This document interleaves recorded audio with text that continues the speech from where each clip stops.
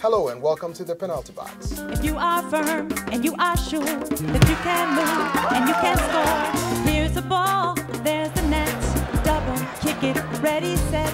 I'm Peter Clotte, and today in the penalty box, highlights of the 2014 World Cup in Brazil. Some are suggesting that this is the end of the one-man show in world soccer. We're talking about Neymar, Messi, big stars, but their teams failed to shine. The manshaft, with arguably no single person, apart from Noah, who was the goalkeeper of the tournament, they came up tops. So is this the end of the so-called big man pulling the team along? My experts are here, and they will look at dissecting some of these issues that I have raised. So experts, the manshaft. The manshaft, without any doubt, the best team. That's why they are the manshaft. They have always been like that, and undoubtedly they are the best team. But I want to say something else too here. Sure. This was the tournament that proved that the game in Spain is mainly on the wane. So he had to throw that in there. I think that, and in my homage to Catalonia, I have to say that as Barcelona went, so went Spain. Hasta la vista. Hasta la vista, baby. What do you make of the highlight? What did you see? Well, I think you talk about the one man, these star players, which, I feel like, I always feel like they're overrated. Because for someone who grew up in soccer or someone who is just used to working, in teams, you cannot get there. No matter how good you are, no matter how well paid, if you get all the dollars of the world, you need a whole team. That's why it's not a one-man sport. It's a team sport. So, and we saw it for Brazil. I mean, you had Neymar, there he goes. I know maybe they have that little, maybe they carry something, It's like almost the coach or the captain of the team. So you look up to him and, if you're feeling a little flustered, you turn around, he's there. So he encourages you. But I think no. I think it's just, for teams like Germany, you see it. It's like when you think about a team, instead of just saying Brazil, Neymar, you say Argentina, Messi. No, think about all of them, the contribution that each person brings to the team. That's right, and you can make a very good analogy. I mean, look at now, we have the star basketball player LeBron James, who didn't think he was surrounded with good teammates in Cleveland, who went to Miami, got a couple other stars to play with him, won a couple of NBA titles. Now think of soccer. You have 11 guys out there, not even 5. So you have to have a good supporting cast to have any success. And this is what I think killed Brazil. Brazil, look, let's put it this way. Brazil, at this high level of soccer, it's an average team. Right. They don't have extraordinarily good players. I mean, I think individually, most of those players are below the class of the German players. And also, this is it. The back line of Brazil was just a Swiss cheese. Indiscipline, and that's it. It doesn't matter if you had the 2 biggest stars in front or whatever. They were going to die. And they died. But I have to say, it still hurts because it's Brazil. I'll tell you why. Because for me, I wasn't supporting Brazil. It wasn't my favorite team. I had other teams. But the day when they lost 7-1, I mean, I have to say, in the middle of the night, I'm sleeping, the baby's sleeping, husband is sleeping. In the middle of the night, I wake up. What am I thinking about? The game. Well, I'll tell you what happened. I'll tell you what happened with me. I got a call from a friend.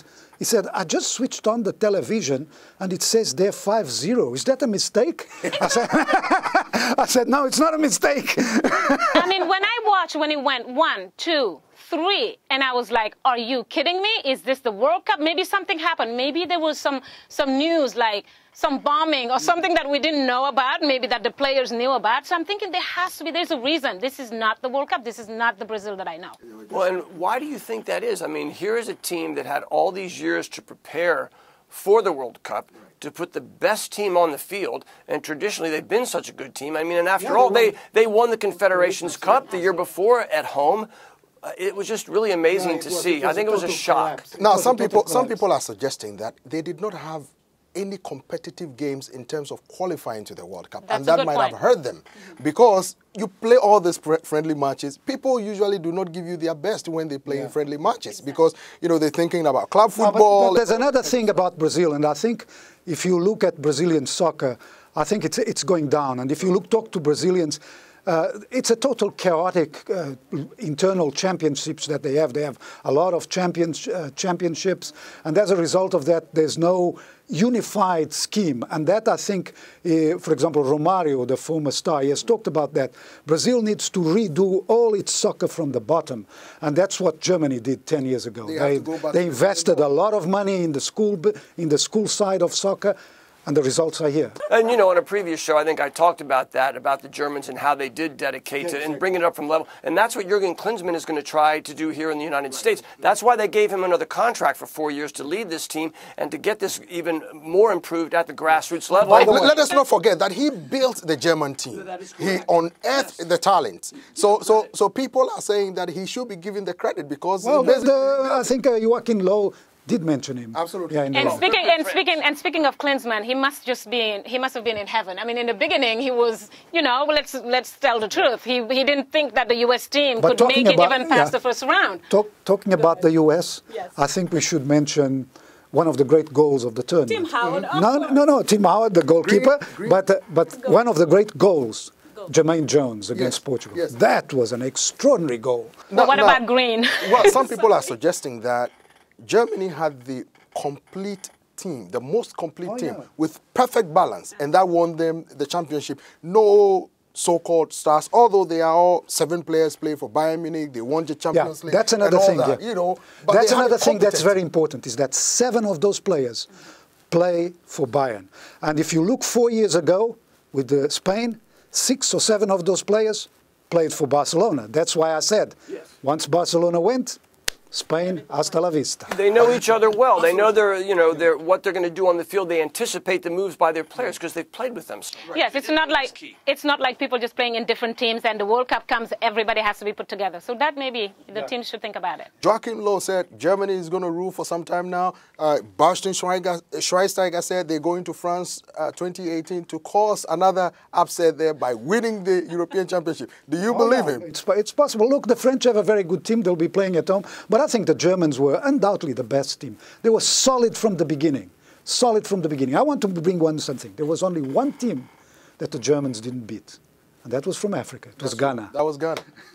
Some people said if Ghana had been a little disciplined, they could have defeated the Germans because, you know, the Germans scored in the first minute. You know, well, and I think it also shows, I mean, Germany was in the group of death. All those teams in that group had tough matches. Yes. And it shows you how good Ghana, the United States, and Portugal all were, although Portugal with that, lopsided score against Germany. But that was a tough group. But the Portuguese are very happy. They said we lost to Germany, but not as much as with Brazil. That's right. Thank you, guys. Thank you, guys. Well, this is about all time will permit us for today in the penalty box. I'm Peter Clottey. Thanks to the experts. Bye for now.